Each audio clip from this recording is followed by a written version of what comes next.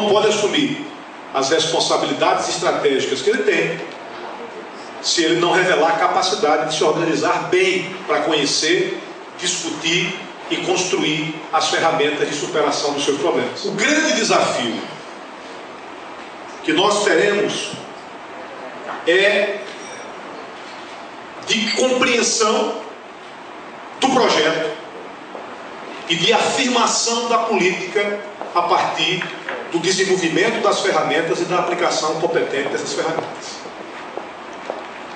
Qual é o desafio de conceito? Primeiro, compreender que o projeto é o mesmo, o governo é o mesmo, mas as tarefas são diferentes. Seja porque nós superamos alguns problemas, criamos novos horizontes e, portanto, desenhamos novos desafios, seja porque alguns problemas persistem sem que nós tenhamos conseguido resolver com eficácia aqueles desafios do passado. Então, este seminário tem a intenção de preparar a equipe para um novo governo que, na verdade, é a continuação de outro. Quando eu insisto em continuação, é porque o nosso projeto é um projeto de 8 anos. Você não pode fechar o ciclo de 8 sem acumular as experiências, as vitórias, analisar os erros e interpretar a experiência dos primeiros 4.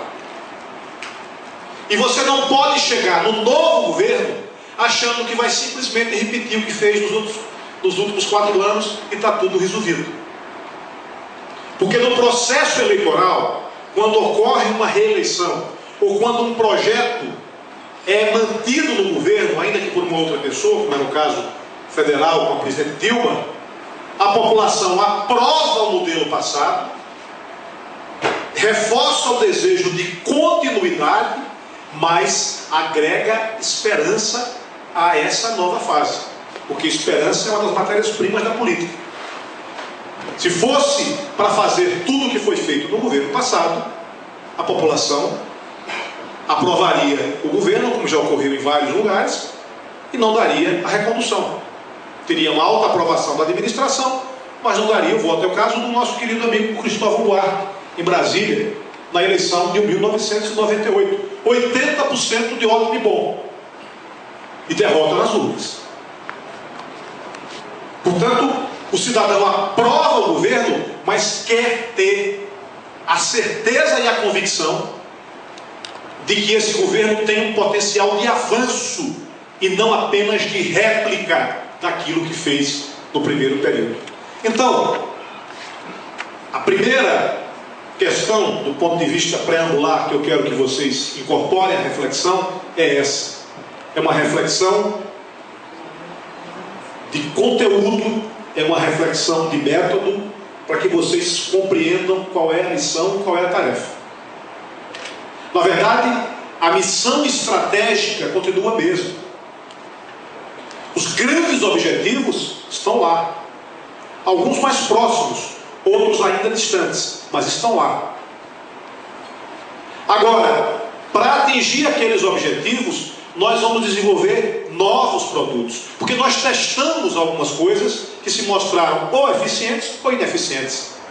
E as novas tarefas, muito embora estejam dentro do mesmo projeto, seja o segundo ciclo de um mesmo projeto, essas novas tarefas exigem um governo com perspectivas mais novas e com disposição renovada. Por isso fizemos a reforma administrativa. A reforma administrativa mexeu na estrutura do governo, não só para fazer política. Primeiro, quando eu determinei a unificação da CEPLAN, que era planejamento, com a administração, eu mandei um claro recado para o governo. Eu preciso agregar à função de planejamento uma função de controle de resultados, de medição de performance, de cobrança de metas. E eu preciso agregar como ferramenta indispensável da CEPLAN também uma colaboração ativa com a Fazenda na execução orçamentária, no controle do planejamento financeiro do Estado também. Não é apenas planejamento no sentido da formulação de projetos, de prospecção de futuro, de construção de eixos estratégicos. É planejamento também do ponto de vista de uma qualificação do gasto público, de uma adoção de metodologia que permita ao governo não perder o controle das suas metas fiscais, para que tenha a saúde fiscal necessária à realização dos grandes investimentos. Então, significa dizer que nós refletimos sobre o período anterior, buscamos encontrar os problemas dos últimos 4 anos e oferecer uma resposta dentro da estrutura administrativa. A gestão, planejamento e, obviamente, a administração enfeixadas para que nós possamos ter melhores resultados, um melhor monitoramento, um melhor acompanhamento das metas estabelecidas, uma melhor medição dos resultados apresentados. Quando nós criamos a Secretaria das Mulheres e criamos a Secretaria de Direitos Humanos, nós estávamos, no primeiro momento, compreendendo que havia uma legítima demanda política da sociedade, no sentido de que o Estado esclarecesse melhor as suas intenções e a sua política na área de direitos humanos e na área de políticas de gênero, em especial para as mulheres. Quando nós transformamos uma pequena repartiçãozinha que estava lá, perdida na Secretaria do Trabalho, numa coordenadoria próxima ao governo do Estado, ao governador do Estado, para cuidar dos assuntos de juventude, é porque nós entendíamos que era preciso dar um passo adiante e qualificar a intervenção do governo em políticas para a juventude sergipana, trazendo mais para perto. Quando nós estabelecemos a criação de subsecretarias na Casa Civil, com funções específicas, é porque nós percebemos a importância de especializar algumas tarefas mais próximas da governadoria para obtermos resultados mais eficazes em algumas políticas públicas. E por quê? Porque a meta central deste governo vai estar nas 4 grandes políticas sociais. Serão nelas que nós implementaremos um dos grandes eixos de governo. E nós queremos implementar com mais qualidade e com mais resultado. A grande meta do governo nesses 4 anos é o combate à pobreza. É transformar em realidade a perspectiva estatística que indica que em 2016 Sergipe pode acabar com a miséria absoluta. E essa meta principal, que é a meta da inclusão, desde o primeiro governo, a inclusão era a grande meta. A redução das desigualdades, a distribuição de renda, tudo isso trabalhava para inclusão social, fortalecimento da cidadania, criação de um novo patamar de transferência de poder e renda para os mais pobres e os mais fracos. Era essa a meta central. Agora ela se corporifica em políticas públicas concretas, em ações que têm que militar em função dessa meta. Toda ação do desenvolvimento econômico, da inclusão pela renda, tem que militar no sentido de dar sustentabilidade, estabilidade ao processo de inclusão econômica a partir da geração de emprego. Carteira assinada, emprego formal, é ferramenta principal e prioritária para a consolidação de um modelo inclusivo. O trabalhador com carteira, ele tem direitos.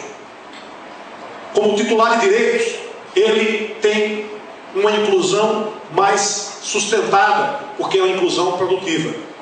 E como trabalhador, com salários, independente dos favores clássicos do poder público, ele tem mais independência política. Ele cria consciência de cidadão, consciência de classe, ele vira um brasileiro e um sergipano convicto dos seus direitos e preparado para um novo patamar da própria disputa social, no sindicato, na construção do movimento sindical, no fortalecimento das instituições de base da sociedade. Então, O desenvolvimento econômico nesse foco e o desenvolvimento social como a grande prioridade. Por isso que a extinção da pobreza em 2016 é o objetivo central. Tudo tem que militar nesse sentido. Tudo que tem que se operar para esse feito que não é do nosso governo. É o feito da sociedade sergipana. É o feito da história do povo de Sergipe, que não será obtida, por exemplo, como meta, dentro do espaço do nosso governo. Não importa em que governo ele vai se operar. Mas se nós cumprirmos a nossa parte, ele se operará naquele momento que os dados indicam que ele tem condições de acontecer dentro da história, que é o ano de 2016. Por isso que saúde, educação, assistência social são as grandes, segurança pública são as grandes políticas sociais capazes de promover um processo de inclusão pela renda, pelos direitos, que dê base e suporte a uma inclusão pela renda integrada com um novo conceito de sociedade e de governo.